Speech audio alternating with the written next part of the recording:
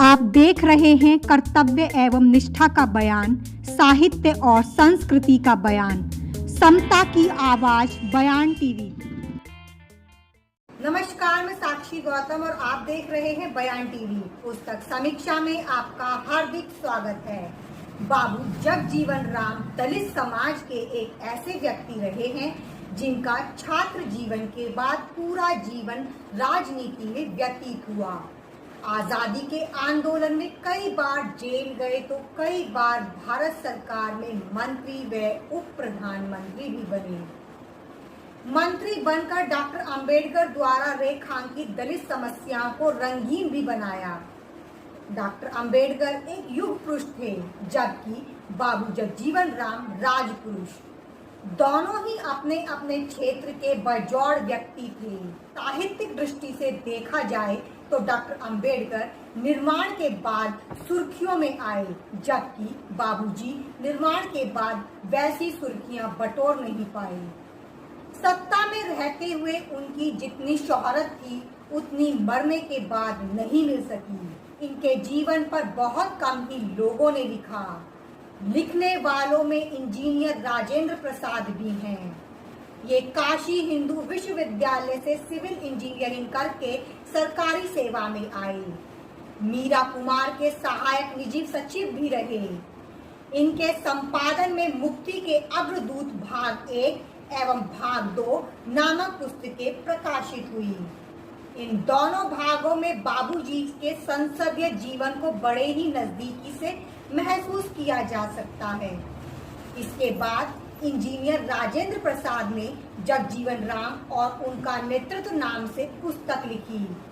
Engineer Rajendra Prasad ji की यह पुस्तक न केवल बाबूजी के समग्र जीवन पर प्रकाश डालती है, बल्कि लोगों द्वारा पूना पैक्ट 1932 के समय बाबूजी के बारे में फैलाई जा रही भ्रांतियों से पर्दा उठाने का काम भी करती है।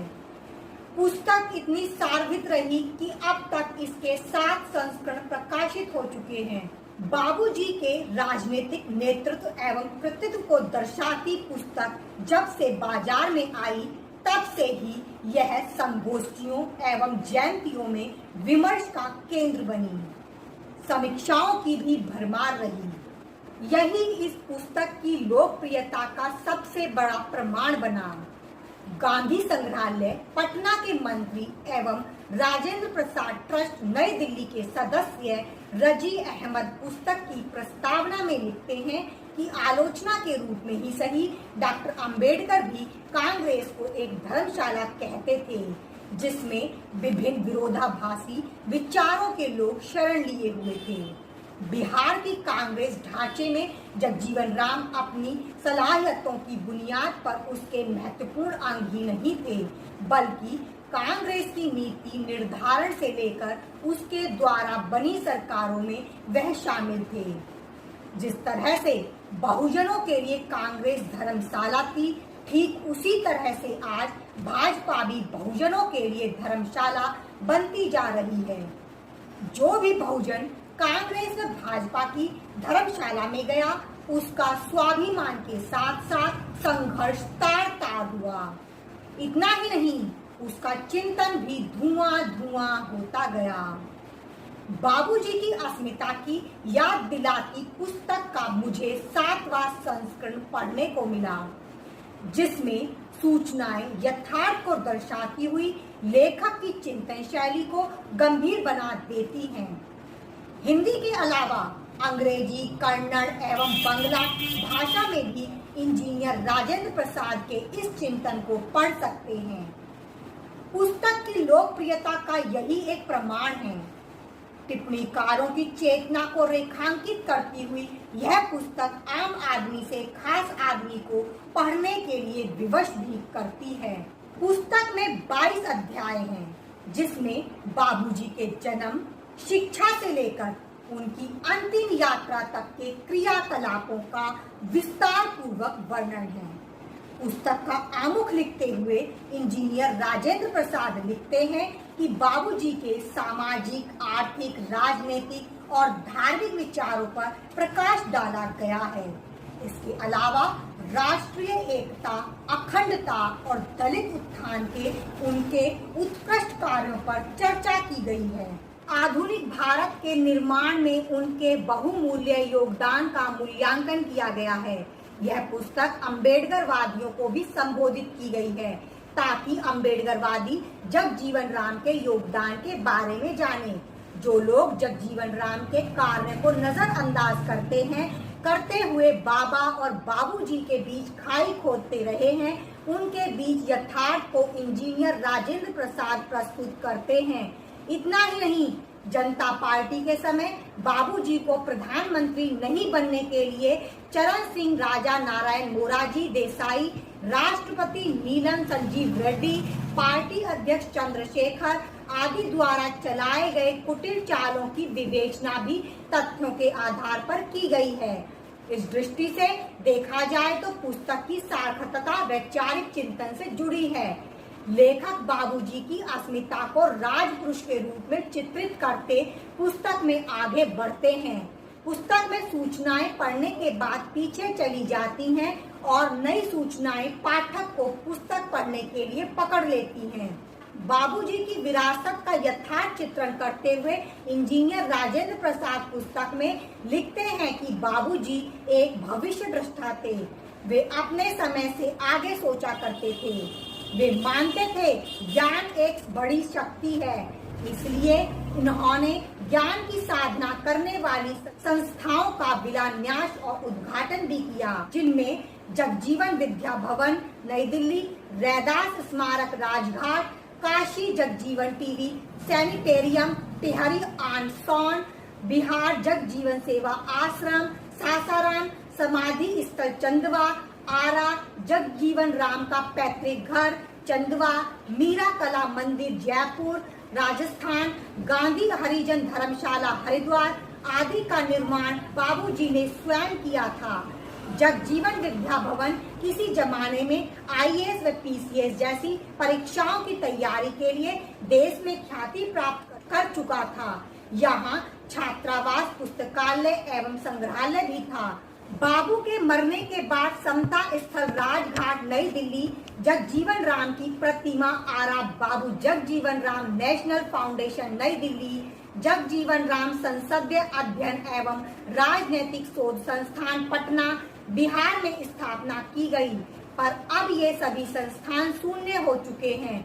उपर्युक्त संस्थानों की हकीकत इंजीनियर राजेंद्र प्रसाद की इस पुस्तक में बखूबी से पढ़ सकते हैं।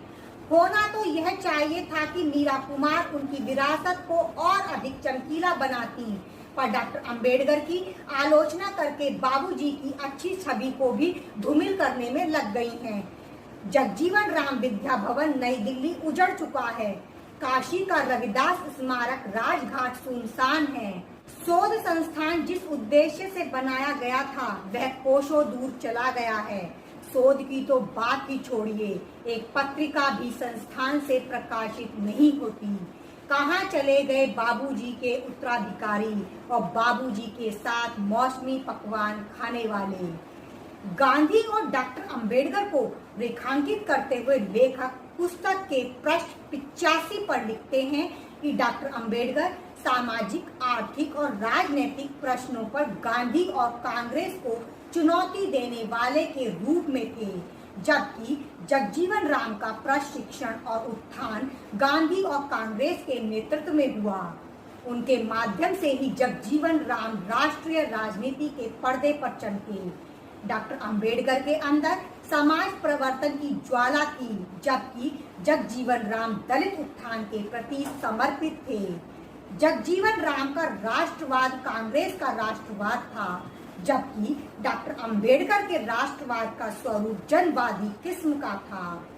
लेखक की बात को माने तो दोनों महापुरुषों का दृष्टिकोण दलित उत्थान ही था, पर कार्य करने का ढंग अलग अलग था। बाबूजी जिस मंत्रालय में गए उस मंत्रालय में दलितों को भरपूर नौकरियां दी। पुस्तक में छठा अध्याय गांधी जगजीवन राम की निंदा के मायने शीर्षक से लिखा गया है। इंजीनियर राजेंद्र प्रसाद का कहना है कि सिर्फ गांधी की निंदा की बजाय उनके समग्र कार्यों की समीक्षा की जानी चाहिए। आलोचना केवल विरोध के लिए नहीं कुछ सकारात्मक करने के लिए होनी चाहिए। अपनी अक्रमता को छुपाने के लिए, अपनी दायित्व विहीन प्रवृत्ति को ढकने के लिए गांधी की आलोचना करना दलित समाज को नीचे ले जाएगा। बात तो इंजीनियर राजेंद्र प्रसाद की सही है, पर जिस स्वतंत्र दृष्टि से डॉक्टर अंबेडकर बहुजन समाज के हिमायती बनते जा रहे थे, उस दृष्टि से जगजीवन राम कांग्रेस के प्रति वफादार। बाबूजी का कहना था, खाली विरोध करने से कुछ नहीं होगा, सत्ता में ही रहने से समाज का भला किया जा सकता है। इस कारण बाबूजी सत्ता से ही जुड़े रहे। स्वर्ण दलित होने के नाते वोट मांग सकते हैं, पर प्रधानमंत्री बनाना गवारा नहीं। वोट के लालच में या भय से स्वर्णों की दलित गुलामगिरी करते हैं और अधिकतर दलित नेता बेशर्मी पूर्वक दलित हित के विरोध कार्य करते हैं। दूसरी ओर दलित वर्ग के प्रशासनिक अधिकारी व कर्मियों पर वैसा तो कोई दबाव नहीं होता। ये सरकार की घोषित नीतियों को नजरअंदाज कर अपने समाज के हितों के प्रतिकूल कार्य करते हैं। सच कहा जाए तो जैसे राजनीति में दलित नेताओं पर स्वर्ण नेताओं का दबाव रहता है, ठीक वैसे ही प्रशासनिक क्षेत्र में दलित अधिकारी एवं कर्मियों पर, प्रशासनिक प्रतिनिधियों पर पूना पैक्ट का कोई दखल नहीं है। इसमें कम्युनल अवार्ड को जस का तस स्वीकार किया गया है, फिर भी दलित अधिकारी दलितों को न्याय नहीं दे पाते। सच कहा जाए तो IAS, PCS से लेकर प्रोफेसरों ने अपनी अलग जाति बना ली है। ये ग्रामीण क्षेत्र की तो बात ही छोड़िए, अपने पैतृक गांव के युवा से बात करना भी मुनासिब नहीं समझते। प्रश्न 93 पर इंजीनियर राजेंद्र प्रसाद लिखते हैं कि पद प्रतिष्ठा का कोई ज्यादा योगदान समाज के निचले हिस्से की बेहतरी के लिए नहीं दिखता। जो थोड़ा बहुत बदलाव नजर आता है वह व्यष्ट मताधिकार के एक व्यक्ति, एक मत, एक मूल्य की वजह से है। इंजीनियर राजेंद्र प्रसाद की बात सही है। जिन लोगों ने अपने महापुरुषों को पढ़ा, उनके आंदोलन को समझा, वे सरकारी कर्मचारी से अधिकारी बने। उन्होंने ही समाज के उत्थान की सोची। बाकी के तो दलित अधिकारी व कर्मचारी अपनी बीवी और टीवी में मस्त हो गए। पुस्तक का 20 व 21वां अध्याय बाबूजी को लोकसभा एवं राज्यसभा में दी गई श्रद्धांजलियों से ओतप्रोत है। जिन संसद सदस्यों ने अंग्रेजी भाषा में बाबूजी को श्रद्धांजलि दी, उनका लेखक ने हिंदी में अनुवाद करके हिंदी पाठकों के समक्ष प्रस्तुत किया है। 22वां अध्याय बाबूजी के जीवन से संबंधित संक्षिप्त घटनाओं को शब्दों में पिरोया गया। वहीं चित्रों के साथ भी बाबूजी के जीवन को उकेरा गया है। पुस्तक की भाषा सरल है। 352 पृष्ठ की इस पुस्तक का मूल्य 450 रुपए पेपर बैक का है, वह भी 7 बार प्रकाशित होने के बाद, जबकि मूल्य कम हो जाना चाहिए था। Quality books publishers and distributors Kanpur ने कम नहीं किया। पुस्तक की छपाई सामान्य है। कवर पृष्ठ पर बाबूजी के जीवन को स्पष्ट करता है।